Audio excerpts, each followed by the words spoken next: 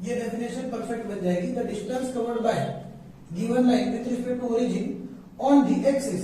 तो एक्सिस अगर हम एक्स एक्सिस लेंगे तो हमें एक्स इंटरसेप्ट मिल जाएगा, और यहाँ पे अगर हम वाई एक्सिस लेंगे तो वाई इंटरसेप्ट मिल जाएगा। अब क्या ऑलवेज ऐसा होगा कि हमें फाइनाइट इंटरसेप्ट की ही वैल्यू मिले? तो अगर हम हॉरिजॉन्टल या वर्टिकल लाइन के कॉन्सेप्ट या एग्जांपल लेंगे तो वहां से ये चीज पता चलेगी कि क्या इंटरसेप्ट कभी अनडिफाइन हो सकता है। तो in case of horizontal line, in case of horizontal line, देखो यहां पे ध्यान से, हॉरिजॉन्टल लाइन यानी ये टाइप की कोई लाइन, तो ये एक्स एक्सिस को कहीं पे टच करेगी?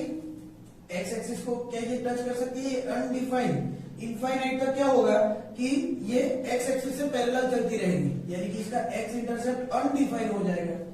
तो in case of horizontal line x intercept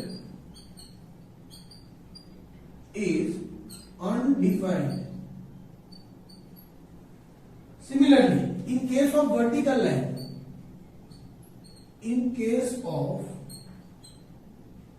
vertical line, सोचो क्या होगा? ये रही हमारे पास वर्टिकल लाइन, वाई इंटरसेप्ट अगर देखें तो वाई इंटरसेप्ट होता क्या है? Given line and y axis का जो इंटरसेक्शन पॉइंट है उसका ओरिजिन से डिस्टेंस। क्योंकि ये वाई एक्सिस से पैरेलल है वर्टिकल लाइन, तो ये कभी वाई एक्सिस को टच ही नहीं करेगी, और अगर अपनी लाइन वाई एक्सिस को टच नहीं कर रही है, इंटरसेक्ट नहीं कर रही है, तो उसका ओरिजिन से डिस्टेंस मेजर करना इम्पॉसिबल हो जाएगा।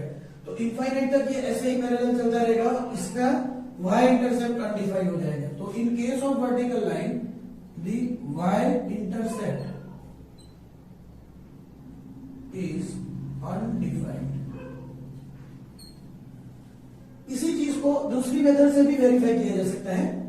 इन जनरल मुझे कोई भी इंटरसेप्ट फाइंड करना है और मेरे पास सिर्फ लाइन का इक्वेशन है, ऐसे ग्राफिकली मैंने उसको प्लॉट नहीं किया है, तो बिना ग्राफिकली प्लॉट किए क्या इंटरसेप्ट मिल सकता है?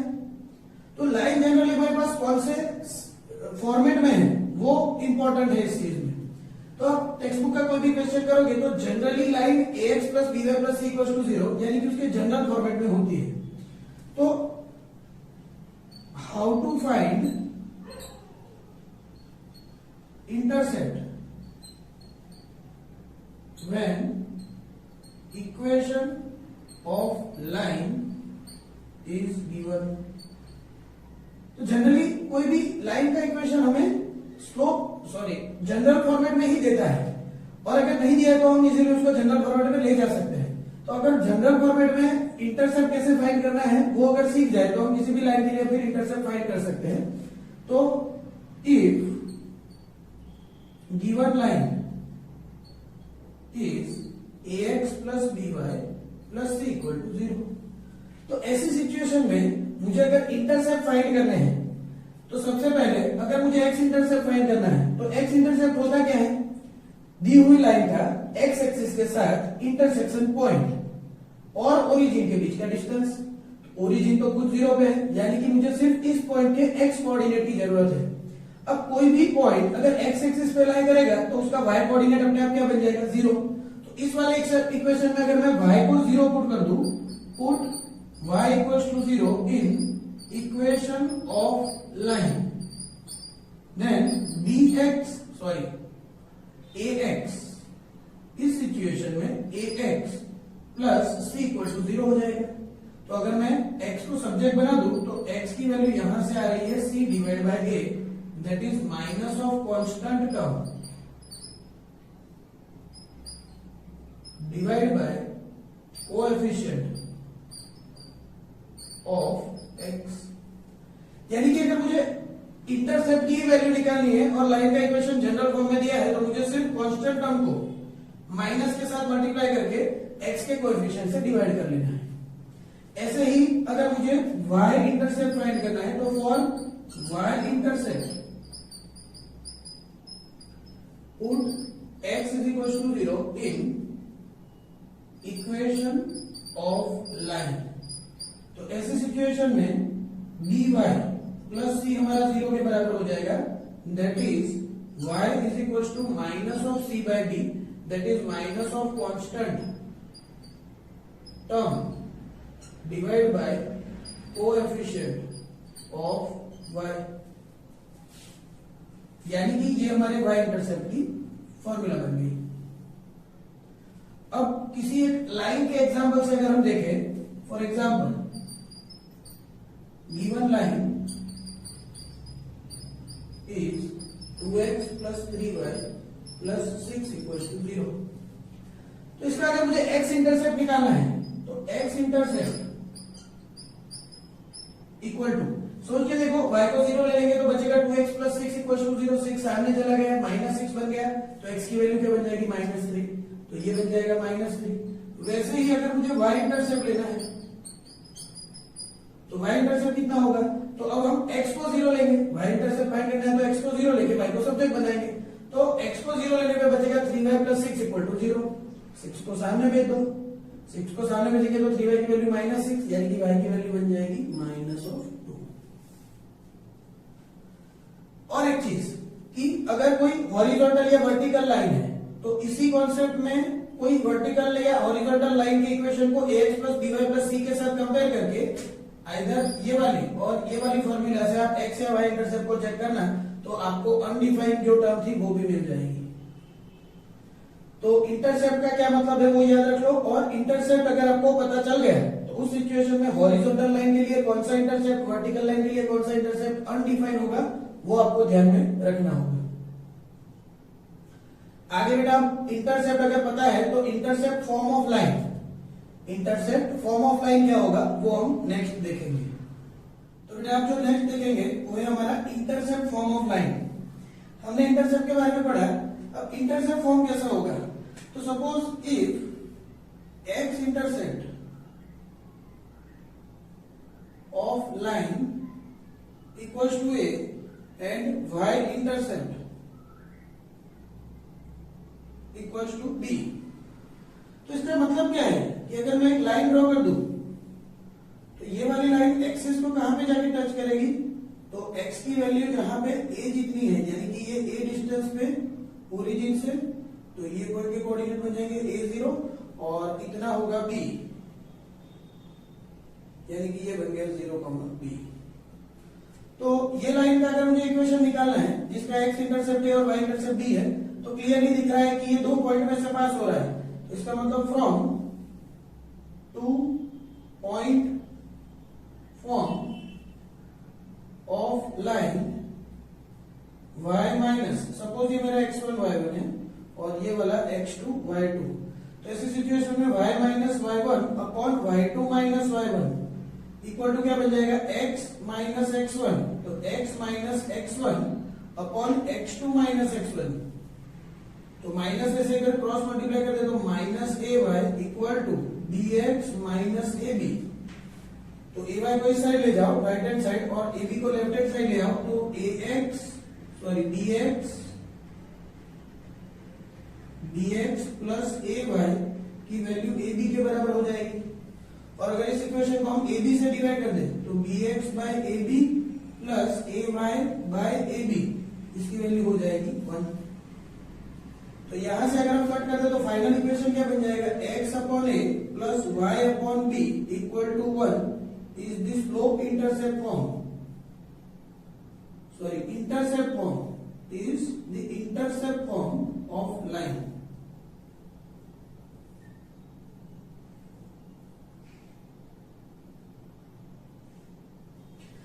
तो इंटरसेप्ट फॉर्म ऑफ लाइन का मतलब क्या है कि इस पूरे नाम के अंदर सिर्फ क्या लिखा हुआ है, इंटरसेप्ट फॉर्म, तो इंटरसेप्ट ही प्रेजेंट होनी चाहिए। ए हमारा जो है वो एक्स इंटरसेप्ट है और बी जो है वो हमारा वाई इंटरसेप्ट है।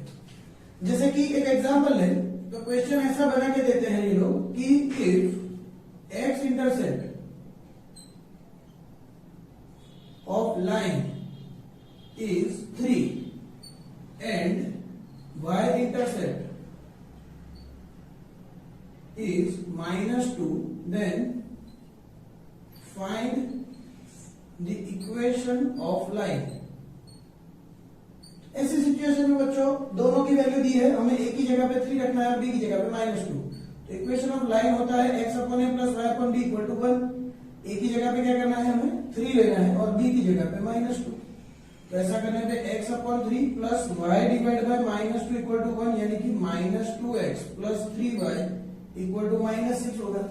इसको रीअरेंज करके लिख देता हूं 2x minus 3y minus 6 equal to 0। Equation of line बन जाएगा। तो बड़ा ही इसको अप्लाई करना बड़ा ही इजी होता है, सिर्फ हमें फॉर्मेट अच्छे से याद होना चाहिए और फॉर्मेट के अंदर आने वाले सारे टर्म्स की मीनिंग क्या है वो पता होना चाहिए।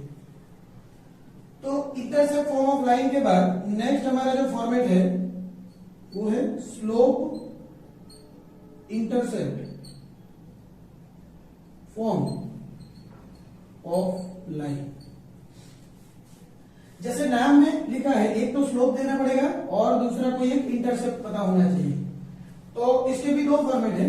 फर्स्ट में अगर if m is slope and x intercept equal to d, अगर इतना दिया हुआ है कि अगर लाइन का स्लोप m है और x इंटरसेप्ट d है, then find the equation of line.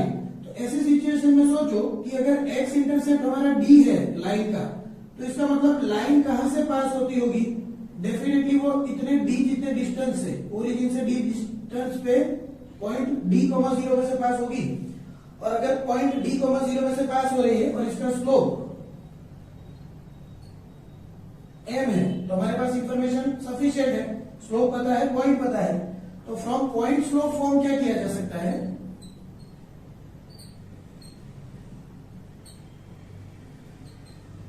y minus y1 यानी 0 equal to m into x minus x1, यानी कि y equal to m into x minus d is the slope intercept form of line when x intercept is given. जब y intercept दिया होगा तो हम अलग से डिराइव करेंगे, दोनों के अलग अलग फॉर्मेट है और वो याद रखने होंगे आपको। यहाँ पे m जो है वो स्लोप है और d है वो x इंटरसेप्ट। तो एक स्लोप पता है और इंटरसेप्ट पता है, तब हम स्लोप इंटरसेप्ट फॉर्म को यूज कर सकते हैं। इसके सेकंड केस के अंदर सपोज हमें y इंटरसेप्ट दिया है, if y intercept equal to c and slope equals to n। तो इस सिचुएशन के अंदर क्या होगा कि अगर हम ग्राफ ड्रॉ करें तो ये कुछ ऐसे पास होगी y एक्सिस पे कहीं से भी, जैसे ये वाली लाइन है, तो ये पॉइंट क्या होगा 0, c, क्योंकि c हमारा y इंटरसेप्ट है और इसकी वैल्यू c के बराबर दी है। साथ में इसका स्लोप क्या दिया हुआ है? m। स्लोप की वैल्यू में क्या दे दी गई है? m। तो जब स्लोप पता है और इंटरसेप्ट पता है, तो इस सिचुएशन में स्लोप इंटरसेप्ट फॉर्म को यूज करने से क्या होगा? क्या स्लोप पता है और एक पॉइंट पता है, तो पॉइंट और स्लोप को यूज करके हम पॉइंट स्लोप फॉर्म से क्या लिख सकते हैं? y माइनस y1 यानी कि c is equal to m into x minus x1। तो अगर इसको थोड़ा सिंप्लीफाई करें तो y minus c equal to mx और y equal to mx plus c, ये हमारा इक्वेशन ऑफ लाइन बन जाएगा in point slope form, sorry slope intercept form. तो यहां से अगर ध्यान से देखोगे तो एक स्लोप देना पड़ेगा और एक y इंटरसेप्ट की वैल्यू अगर हमें पता है तो हम इस इक्वेशन को यूज करके लाइन के इक्वेशन को डेवलप कर सकते हैं। तो यहां तक अगर सोचे तो क्या क्या हमने लाइन के लिए पढ़ा है? तो सबसे पहले हमने 2 पॉइंट फॉर्म ऑफ लाइन पढ़ा, वहां पे 2 पॉइंट देने पड़ते हैं। पॉइंट स्लोप फॉर्म पढ़ा जिसको अभी भी हम यूज कर रहे हैं, तो उसमें पॉइंट एंड स्लोप दिया होना चाहिए, जैसे कि यहाँ पे पॉइंट एंड स्लोप की इंफॉर्मेशन। उसके बाद हमने हॉरिजॉन्टल एंड वर्टिकल लाइन के इक्वेशन देखे। फिर इंटरसेप्ट फॉर्म पढ़ा, तो उसमें सिर्फ इंटरसेप्ट की इंफॉर्मेशन हमें रिक्वायर्ड है। उसके बाद हमने स्लोप इंटरसेप्ट फॉर्म पढ़ा, तो उसके अंदर हमें स्लोप एंड एक इंटरसेप्ट की वैल्यू पता होनी चाहिए। अगर x इंटरसेप्ट है तो ये वाला इक्वेशन, y इंटरसेप्ट दिया है तो ये वाला इक्वेशन। तो हर एक इक्वेशन के नाम में ही उसमें क्या क्या रिक्वायरमेंट है वो मेंशन है। तो आप जब आप क्वेश्चन सॉल्व करोगे तो आपको इंफॉर्मेशन कलेक्ट करके सोचना है कि क्या ये नाम का या इससे बना हुआ कोई इंफॉर्मेशन था, हमारे पास इक्वेशन था, और अगर इतना आइडेंटिफाई करना आपने सीख लिया तो कोई भी क्वेश्चन आप इजीली सॉल्व कर पाओगे। आगे बेटा एक और फॉर्मेट है नॉर्मल फॉर्म ऑफ लाइन, जिसको हम देखेंगे इसके नेक्स्ट पार्ट में। तो बेटा different form of line heading के अंदर जैसा कि हमने देखा अभी लास्ट हम देखेंगे नॉर्मल फॉर्म ऑफ लाइन। अब नॉर्मल फॉर्म ऑफ लाइन क्या होता है? तो अगर किसी एक लाइन के ऊपर हम ओरिजिन में से परपेंडिकुलर ड्रॉ करें, ये सपोज मेरी एक लाइन L है और ओरिजिन में से उसके ऊपर अगर परपेंडिकुलर ड्रॉ किया जाए और इस परपेंडिकुलर की लेंथ P जितनी है और यही वाला परपेंडिकुलर अगर एक्स एक्सिस की पॉजिटिव डायरेक्शन से एंटी क्लॉकवाइज डायरेक्शन में अल्फा जितना एंगल बना रहे तो इस नॉर्मल फॉर्म को बोला जाता है पी अल्फा फॉर्म, और ऐसी लाइन एल के इक्वेशन की यहाँ पे बात है। तो जैसे अगर नाम से देखें तो पी एंड अल्फा, पी इस लाइन से रिलेटेड है, लेकिन सच में ये लेंथ किसकी है? परपेंडिकुलर की, जो कि हमने ओरिजिन में से इस लाइन के ऊपर ड्रॉ किया है। और वैसे ही अगर देखें तो ये अल्फा भी लाइन का एंगल ऑफ इंक्लिनेशन नहीं है, इस लाइन के ऊपर ओरिजिन में से ड्रॉ किए गए परपेंडिकुलर लाइन का एक्स एक्सिस की पॉजिटिव डायरेक्शन के साथ एंगल ऑफ इंक्लिनेशन है। तो इसका मतलब ये चीज ध्यान में रखना है कि पी अल्फा फॉर्मेट में जो कुछ भी दिया है वो इस लाइन से जुड़ा हुआ भले ही हो, लेकिन लाइन का खुद का नहीं है, वो इस परपेंडिकुलर की प्रॉपर्टीज है, लेंथ भी परपेंडिकुलर की और एंगल भी परपेंडिकुलर का। ऐसी सिचुएशन में बच्चों सपोज मैं इसको एक्स एंड वाई सपोज कर लूं और एक ट्राइंगल कंप्लीट कर लूं, तो ओ एन एम ट्राइंगल के अंदर इतना x के बराबर होगा, ये वाला y के बराबर होगा। तो यहां से अगर मैं cos थीटा लूं, cos थीटा या cos अल्फा, क्योंकि हमारा एंगल क्या है? अल्फा लिया है हमने, तो अगर मैं यहाँ पे cos अल्फा कंसीडर करूं तो cos अल्फा की वैल्यू एडजेसेंट यानी कि ON अपॉन हाइपोटेनियस OM के बराबर होगी। ON की वैल्यू x जितनी है और हाइपोटेनियस P है, तो x की वैल्यू क्या बन जाएगी? P cos alpha. सिमिलरली अगर मैं इसी ट्राइंगल के अंदर साइन अल्फा फाइंड करूं तो sine alpha mn upon OM के बराबर होगा। mn की वैल्यू आपको दिख रही है y अपॉन p OM की वैल्यू, तो इसका मतलब क्या बन गया? y is equal to p sine alpha. अब हमारे पॉइंट के कोऑर्डिनेट क्या थे? x and y। x को अगर मैं लिख दूं p cos अल्फा और y को लिख दूं अगर p साइन अल्फा, तो जिस लाइन का मुझे इक्वेशन निकालना था उसकी एक इंफॉर्मेशन मुझे मिल गई। जैसा कि आगे हमने देखा कि अगर एक लाइन का इक्वेशन निकालना है तो हमें दो ही चीजें रिक्वायर्ड है, आइदर 2 पॉइंट्स और अ पॉइंट एंड स्लोप। तो यहाँ पे एक पॉइंट मिल गया यानी 50% काम बन गया। अब इस लाइन एल का अगर मुझे स्लोप निकालना है तो ये जो OM लाइन है वो इस लाइन एल को परपेंडिकुलर है, तो वहां से मुझे स्लोप मिल जाएगा। Here OM is perpendicular to L, तो OM अगर L से परपेंडिकुलर है तो दोनों के स्लोप का मल्टीप्लिकेशन अगर कर दे तो वो -1 हो जाएगा, हमने आगे थियरी में देखा था। अब OM, ये वाला जो OM है उस लाइन सेगमेंट की या लाइन के 2 पॉइंट की वैल्यू हमें पता है। देखो जैसे ये एक पॉइंट, ये दूसरा ओरिजिन, तो यहां से 2 पॉइंट फॉर्म ऑफ लाइन को यूज करें तो y2 यानी p sine alpha minus 0 upon p cos alpha minus 0 into m l की वैल्यू होगी -1 के बराबर। तो यहां से अगर p को हम कट कर दे तो यहां से एम एल कितना बन जाएगा? Minus of cos alpha upon sine alpha, that is minus of cot alpha. मतलब इस लाइन का स्लोप हमें मिल गया माइनस cot अल्फा। अब तो कुछ नहीं बचा, एक लाइन जिसका इक्वेशन हमें निकालना था उसका स्लोप भी पता है, पॉइंट भी पता है। तो from point slope form of line क्या होगा? y माइनस y1 यानी p sine alpha equal to m यानी कि minus cot alpha. Next step में हम इसको रिप्लेस करेंगे इनटू x माइनस x1 यानी p cos अल्फा। m की वैल्यू अगर माइनस cot अल्फा रिप्लेस कर दे तो y minus p sine alpha equal to minus of cos alpha upon sine alpha into x minus p cos alpha. तो यहां से उठाकर साइन अल्फा को मल्टीप्लाई करते तो y sine alpha minus p sine square alpha equal to minus x cos alpha plus p cos square alpha.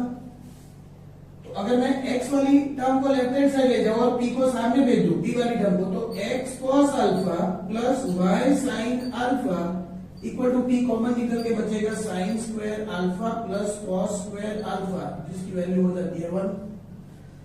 तो यहां से फाइनली इक्वेशन ऑफ लाइन क्या बन गया? x cos alpha plus y sine alpha equal to p। ये है हमारा p alpha form of line. अब यहां पे बेटा p क्या है? तो perpendicular length of perpendicular, p क्या है हमारा, लेंथ ऑफ परपेंडिकुलर